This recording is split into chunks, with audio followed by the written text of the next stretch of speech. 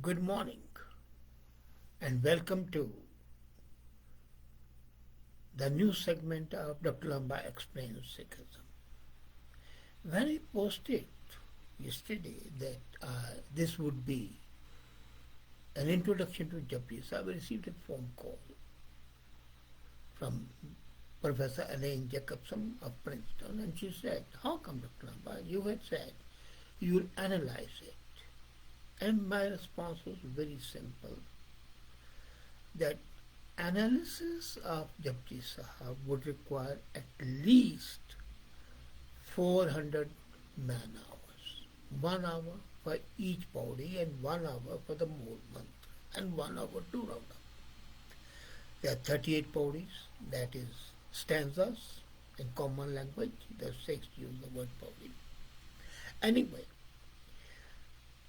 at the most, what we can do in about 20 minutes is introducing and igniting the flame of imagination. Professor Christopher Shackle very correctly described it as individual meditative recitation. And for Sikhs, this is the first item of daily prayer. Japji Sahib is the Sikh thesis that appears at the beginning of Guru Granth Sahib, the holy scripture of the Sikhs.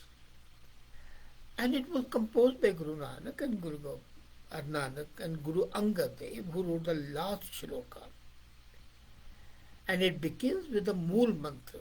Mool Mantra is basically the abstract, the epitome, or whatever you call it.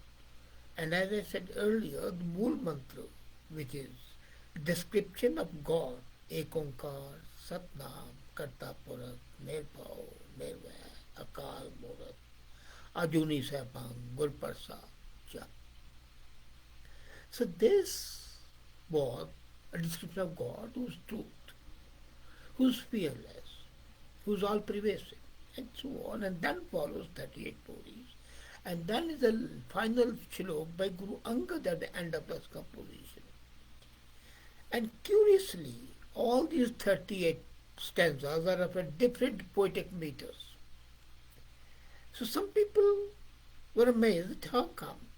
The whole Guru Granth is absolutely based on ragas, and this is the only composition which is not based on ragas.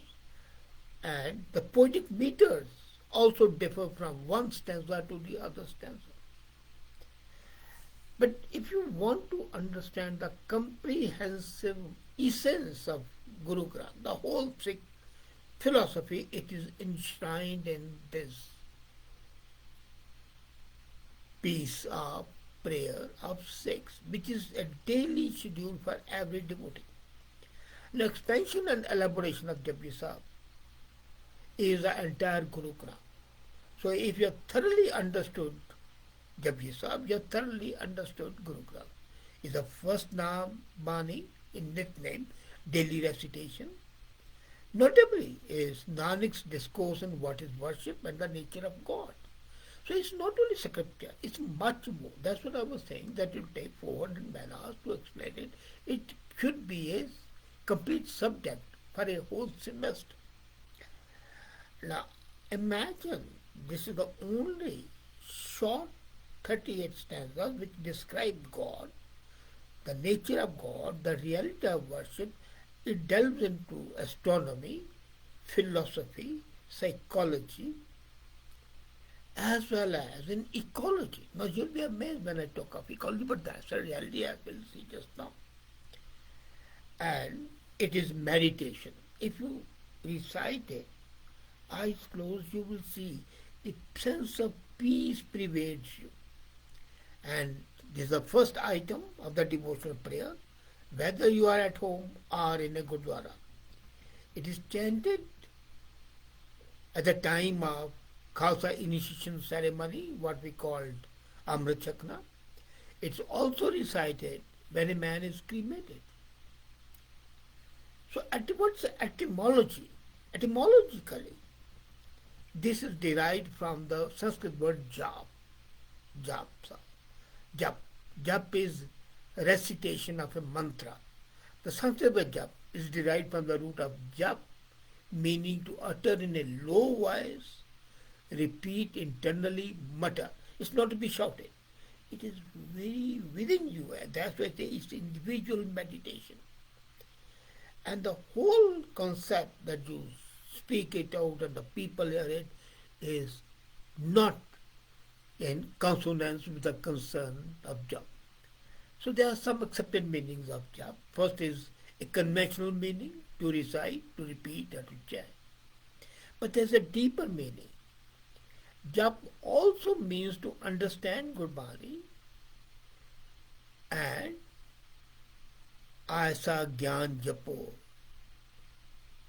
मन मेरे, ऐसा ज्ञान जपो मन, to understand it. Hove chakkar sache kere. So the word jap means to understand the wisdom. Now, coming to what are the contents of this, you must be ignited. The first stanza of Japji Sahib is itself, as I said, a great statement that God is there, that we have said in Mool Mantra, but what is human being? That what cannot be cleaned or stay clean by repeatedly taking bath in the holy places. So he say, attack on the ritualistic cleaning. And then it comes to the mind, that thoughts are not cleaned by just recitation, by silence, and one cannot find peace as thought comes one after another. Now this is pure psychology. It's a continuous stream of thoughts. So Guru Nanak at that time was behaving like a psychologist, acting like a psychologist, and that discipline at that time was non-existent. So you can call him the first psychologist who could understand the pattern of thoughts. The second hymn, stanza, Pauri, asserts that the God's commands, ups and downs of lives happen. You cannot do anything without God. Its hukam is the order. It's He who causes suffering and happiness. It is He who commands, brings release from the rebirth and salvation. And then with good karmas in the past and the grace to the mukti is everything, is in verse 4. And the verse 5 states that He has endless virtues, so one must sing His name. Because by recitation of that name, maybe you will have some virtues. The Guru Shabad, word, Shabad, is protecting sound and the wisdom of Vedas. And who is Guru? Shiv, Vishnu, Brahma. And mother is Parvati and Lakshmi. Now when the people say that Sikhism has nothing to do with Hinduism, the very first prayer celebrates Shiva, Vishnu, Brahma, Parvati, Lakshmi. And the living beings abide by Him. Verse 6 to 15 now describe the value of listening to the word and bringing confidence and faith in this. God is formless. And that is described in verse 16 to 19. It is worth remembering that His name cleanses, liberates, and that is described in hymn 20, the verse 20. Then stanzas 21 to 27, they have nothing to do with the religion, they revere the nature. So here comes pantheism, the worship of nature. And the name of God, stating that a man's life is like a river that does not know the vastness of the ocean, it journeys to join. That all the literature from Vedas to Puranas speak of Him. Brahma speaks, Siddha speaks, Yogi speaks, Shiva speaks, and the silent sages speak, the Buddha speaks. So he mentioned that all of them describe it. But is that enough? And most important, Krishna speaks, and the humble worker slave. So who describe him? The word of the word. Then we come to the verse 30, which states that he watches all, but none can see him. He is primeval one, the pure light, without beginning, without end, that never changes, but is constant. And that's in stanza 31. And the set of 38 poems, as it said, that describes it. Now this compilation, from Mool Mantra to the final closing shloka, describes the whole gambit. And when I talked of astronomy, Akasha Akash, Patala Patar, Orak Orak Bhaltaki, Ved Kanikwa, that there is no limit to the skies. The Muslims say 7 heavens, 7 skies. And so all the religions have been prescribing limits. But now the modern astronomy has believed that the galaxies and the solar and the stellar systems are unlimited and we may never be able to count them. And so important is it that it begins, and the first 8 pages of Guru Granth are Japji Sahib. Now, coming to the main thing. You see, Guru Granth was written so that the Sikhs can have a definitive path to follow. That's why they call it the living Guru. And this introduction, or the essence of the whole Quran, which is to be recited daily, is there. And as a matter of fact, it's the most riveting Sikh prayer. It's recited by the devout, as I said. And it's a whole thing is basically, as I said, explained the nature of God, the nature of man, the nature of virtue, the nature of Shabd, the order, the hukam, the order, cosmos out of chaos, yearning of the soul, yearning of the human beings, what the earlier teachers have been telling, what is nature, how it's related to mankind. And now I come to that part which people often forget, and that's the ecology. The last shloka is the pure love of nature and sustaining it, the sustainability. Pavan, Guru, Pani, Pita, Mata, Dhat, Mahat. So, wind is a god, Guru, teacher. Earth is a mother, Pavan, Guru, Pani, Pita. Water is the father. No, father and mother are matters of veneration and respect. You can't spoil them. So, why spoil these aspects of nature?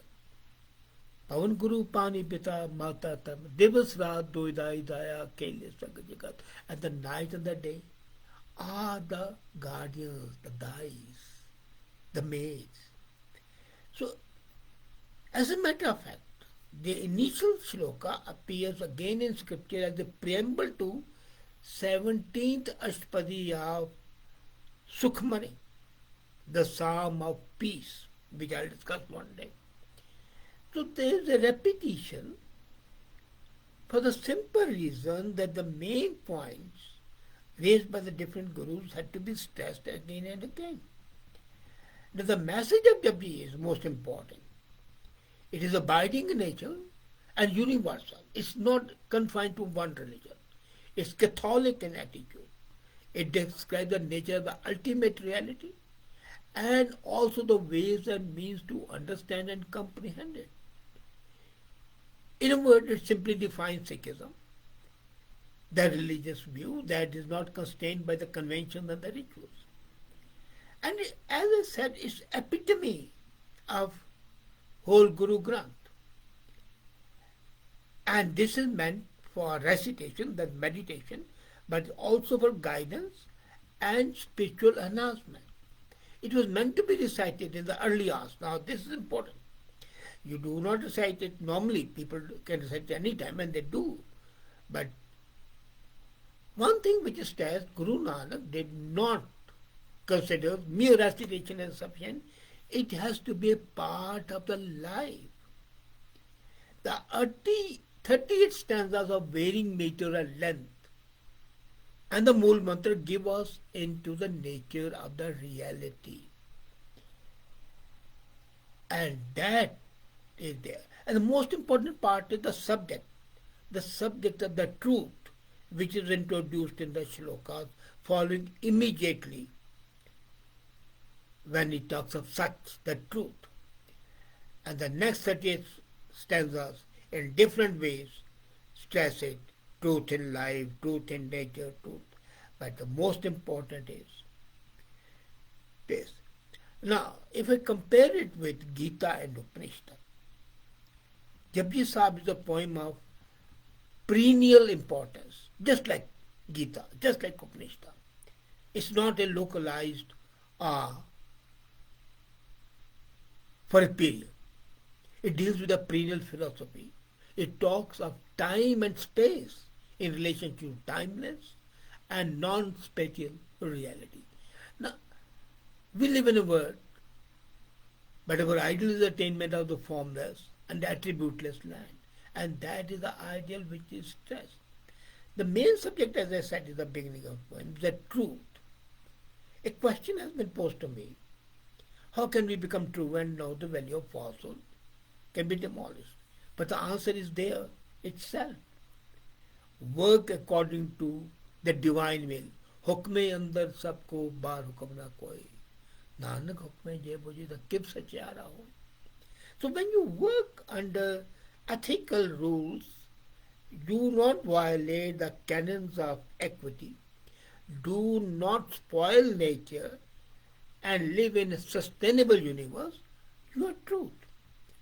Then, truth was in the beginning of the world, truth has been there all over the ages, truth is prevalent in the present, and it will prevail in the future. And Brahma, as a God, prevails all three times, divine time, past, present, and future. Therefore, God is truth. And that is the attainment of truth in reality is the realization of the ultimate reality. There is no other salvation required. If you are true, and that's what I've been saying in my other talks, be authentic. And even in the Mool Mantra, Nanak calls God the truth, the ever-existence, indivisible, imperishable. And the higher soul enters the word of form, action, name, undergoes birth and death, and then when the cycle ceases, whenever the truth dawns, then you become one. And says God is truth, and truthfulness is practical life, in therefore endless. Time and space is another aspect which has been taken up. The eternal and non-spatial Lord has created this word which is called Kudrat. Kudrat is nature, Maya. Hinduism talks of several ages and periods. Science also gives this estimate of different ages in evaluation of the word. But not here. Some scriptures have given even the number of years that have passed since the creation of the universe. But as now the science has proved and proven that there is no definitive date can be decided. And that is what is there in Japji Sahib. Guru Nanak, pondering over the word, agrees that there is nothing known. The question is of quite significance. What's the time, date, of the day, of the season when the word came into being? And Guru himself replies, only the Creator would know exactly. Nobody knows. You can make guesses, but that's not relevant because the apparent division of time in past, present, and future we can make, but you cannot determine. Similarly, you cannot determine other things. There is no limit to this word. And then when he goes further when I meant patala patal, lakh akasa. Lakh is 100,000 to hundreds and thousands of the other worlds, the galaxies, the solar system. And these ends are explored. The Vedas declare, but what are Vedas declared is in vain. Ultimately, you have to leave it to the conjecture. And the worldly players basically attack human beings. That being so, emphasis on the grace, karma, and the opposing factors that have to be reconciled. Ultimately, surrender to the forces of nature, kudra. Now, the Arabic equivalent to the judgment of the Lord is known as hukam. And Guru Nanak used the Arabic word hukam into Japji Sahib. And also there is the physical law of causation, the moral law of causation known as the doctrine of karma. The word is hukme andar saab ko bar hukum na koi. Then the living are created by the hukum, and then the whole stanza is based on that. So that shows that ultimately one word is with the Guru and the knowledge of the Guru. Now, if I look at the Panchas, the liberated, Panch Parameshwar he talks of. So these are perfect beings who have attained and understood the reality, the ultimate reality. And the endeavor of mankind should be to understand it. So these 5 panchas, which are at the moral level and the temporal level, are explained physically, morally, and spiritually. Thus, this part of Gurbani, the opening part of Guru Granth, is as said the essence of the ultimate reality, and the whole knowledge is distilled in this. But the point is, do people understand it? Or do they repeat it parrot-like endlessly? If you understand the reality of Japji Sahib and then recite it, then the vibrations with the consciousness would keep on reverberating even when you have not done with the recitation and you are involved in other work. And that will make you live in tune with the nature, making you an individual who is a part of nature, part of God, maybe Godhead. And that's what the aim of the man should be: honest, truthful, authentic, real image of the Godhead in this world. Thank you.